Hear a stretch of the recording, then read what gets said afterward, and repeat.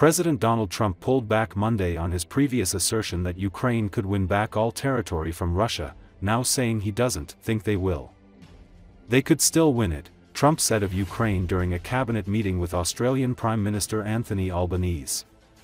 I don't think they will. They could still win it. I never said they would win it. Anything can happen, you know, war is a very strange thing, he said. According to Associated Press, Trump on Friday called on Kiev and Moscow to stop where they are and end their brutal war following a lengthy White House meeting with Ukrainian President Volodymyr Zelenskyy, another shift in his position on the war.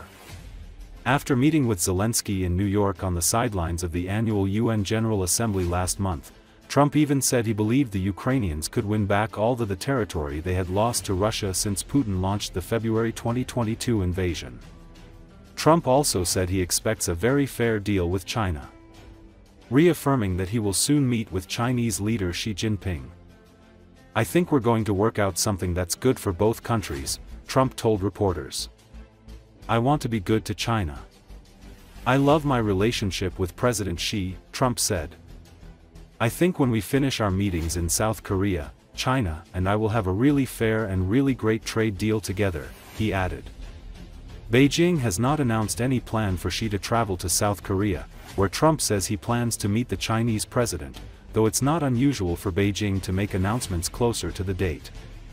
U.S. Treasury Secretary Scott Bessent last week spoke with Chinese Vice Premier He Lifeng, and he said the two sides would meet in Malaysia later this week to help prepare for a leaders' summit.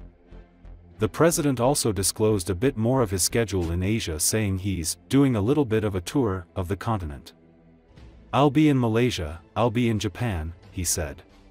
Over here, please. Mr. President, on the war that you haven't solved yet, the Ukraine-Russia situation, have you now locked in a meeting? And can you explain, just a few weeks ago at UNGA, you said that Ukraine could possibly win the war and... Well, they could.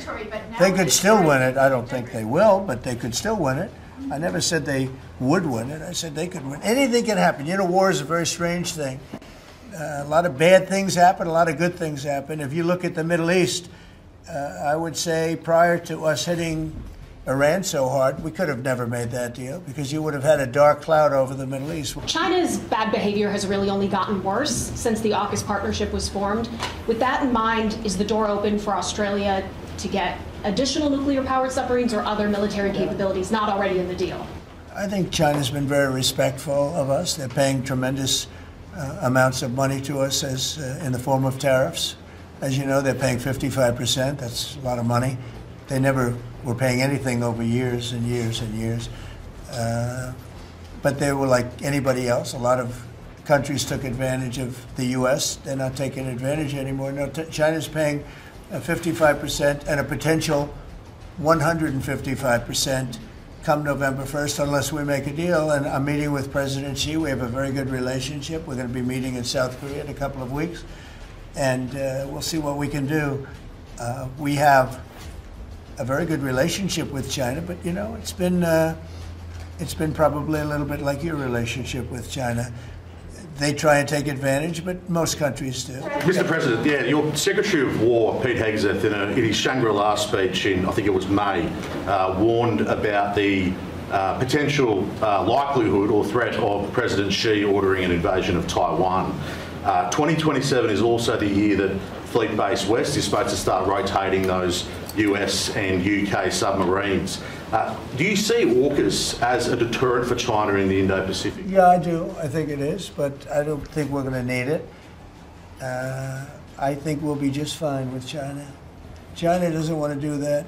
First of all, the United States is the strongest military power in the world by far. It's not even close.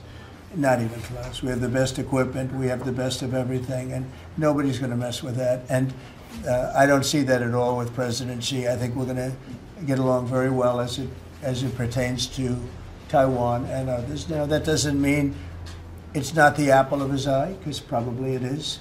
But I don't see anything happening. We have a very good trade relationship. We're going to have a very good, I think when we leave South Korea, it could be wrong, but I think we'll end up with a very strong trade deal. Both of us will be happy. I don't see that happening now. It's an amazing thing, the power of tariffs in terms of our country.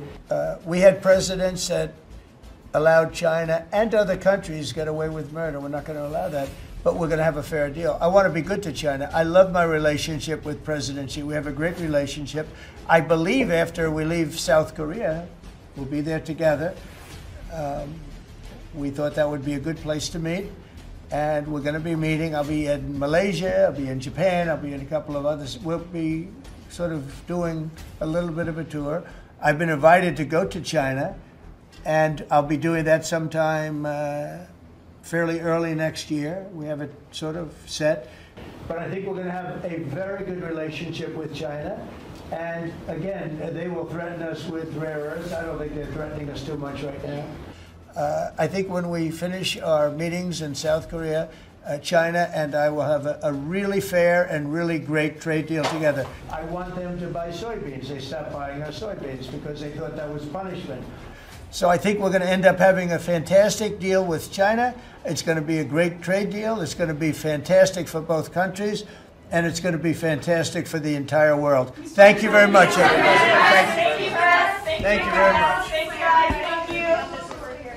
You know, we had a dark cloud over the Middle East, and now it's all, I mean, we have a little situation relatively with Hamas, and that will be taken care of very quickly if they don't straighten it out themselves, because they're in violation of their agreement. President, you just alluded to the violence in the Middle East. What steps is the administration taking to maintain the ceasefire? Well, a lot of steps, and right now it's in the hands of others. You know, we have 59 countries that agreed to the deal. We have a peace in the Middle East for the first time ever.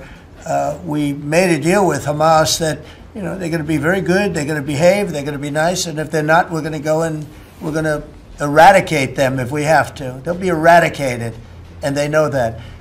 So they went in, and I don't believe it was the leadership, but they had some rebellion in there among themselves, and they killed some people, you know, a lot of people. But this is a violent group. You know, you probably noticed over the last 100 years, this is a very violent group of people. And they got very rambunctious, and they did things that they shouldn't be doing. And if they keep doing it, then we're going to go in and straighten it out, and it'll happen very quickly and pretty violently, unfortunately. Go ahead. Yeah, just following up on that question, when you say we are going to eradicate Hamas, who is we? Does that include American boots on the ground? No, it won't be on the ground at all. We don't need to, because we have many countries, as you know, signed on to this deal. The way I view it, 59 countries, and unanimous. There's never been, nobody ever believed it was right. Countries that 4 months ago didn't like each other, and now they're all aligned together. I mean, we've had countries calling me when they saw some of the killing with Hamas, saying, we'd love to go in and take care of the situation ourselves. In addition, you have Israel would go in 2 minutes if I asked him to go in. I could tell him, go in and take care of it. But right now, we haven't said that. We're going to give it a little chance, and hopefully there will be a little less violence. But right now, you know, they're violent people. Hamas has been very violent. But they don't have the backing of Iran anymore. They don't have the backing of really anybody anymore. They have to be good. And if they're not good, they'll be eradicated. Australia will undertake, some as well. One of them is Australia, the US and Japan as well. So what we're trying to do here is to take the opportunities which are there. Australia has had a view for some time.